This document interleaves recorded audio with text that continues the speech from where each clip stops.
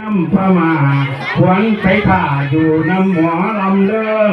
ขวนไปเหืองกะโบตาวก็ให้มาสามือนี่วันนี้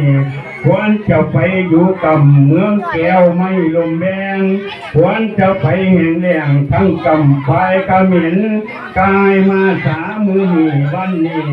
ควรจะไปสร้างไต่ควรจะไปสร้างไต่เมืองเชียงสูงกินตาควรไปส้มตลาดห่วงกองตุงเต่ามาควรจะไปหาข่าแพ้ไล่ชายสูงงาม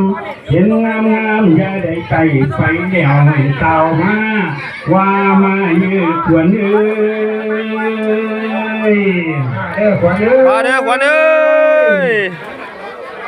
มานะขวัญนะว่ามายืดขวัญเอ้ยขวัญจะไปสร้างไก่เมืองสุไหงตัดทงเมืองมาเด้อขวัญเอ้ยหย่อนอย่านอนกลางเต่ามา